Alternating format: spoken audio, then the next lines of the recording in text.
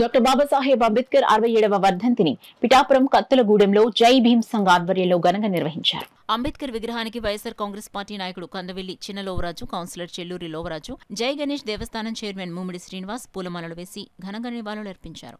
అంబేద్కర్ కు జోహార్లు పలికారు. అనంతరం కండవెల్లి చిన్నలోవరాజు మీడియాతో మాట్లాడారు.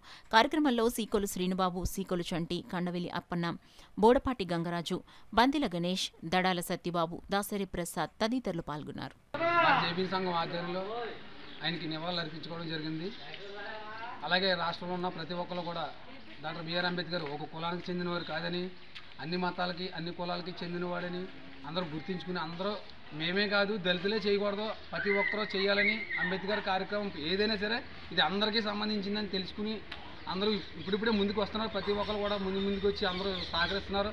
అలాగే ఇంకా కొంతమంది వెనకబడి ఆలోచించేవాళ్ళు కూడా ఆయన కోసం తెలియక ఏదైనా మాట్లాడేవాళ్ళు కూడా ఆలోచించుకుని ఆయన కార్యక్రమం వదిలేక ముందుకు వచ్చి ఆయనకి కొనసాగించాలని కోరుకుంటూ జై భీమ్ సంఘం తరఫు నుంచి కోరుకుంటున్నాం.